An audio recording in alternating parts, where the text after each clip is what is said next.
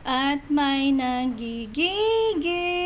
Sabi niya, ang tanga lang, ginamit mo pa kaibigan as an proof of evidence na ba? Ginamit ang kaibigan?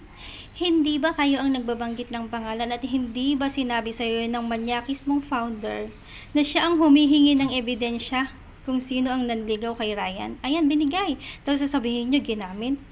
As an proof of evidence na may consent siya. Wow! Hinahanap mo ang proof of evidence. Kung hindi ka naniniwala, bakit hindi mo tanongin yung kaibigan mo? Tanga. Ang tanga mo, Ems. Tapos ito, ugali mo talaga magnakaw ng video, magre-record. Hindi ba yan yung founder mong manyakis? Ha?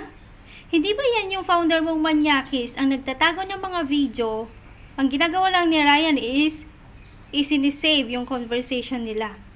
Hindi naman yan lalabas kung hindi nyo hiningi, di ba? At ano sabi mo? Record in the future, gagamitin mo pang haras sa tao pag lumayo na sa'yo. Wow! Sige nga, sino yung mga hinaras ni Ryan? Kung hindi sila ang unang nangharas sa kanya. Naghahanap kayo ng ebidensya. Yung founder mong manyakis ang naghahanap ng ebidensya, di ba? O, pinakita ni Ryan. At kung hinahanap mo ang consent, kung hindi ka naniniwala, eh, tanongin mo dyan sa kaibigan mo. Ganun lang yun, ang bobo mo, Ems, tanga, no? Hard proof of evidence labas kung talagang may consent kaibigan ko, sinungaling bata. Hoy, nagpapalabas. Sino ka, Ems, para sundin namin yung inuutos mo. Inuutosan mo kami ilabas ng ebidensya. Eh, di ikaw ang maglabas. Di ba? Hindi naman kami tanga na maglalabas ng isang ebidensya kung walang sinabing consent. Okay? Kung hindi ka naniniwala, eh, di tanungin mo yung kaibigan mo kung nung pinagtatanggol mo pero pilit mong nilulubog.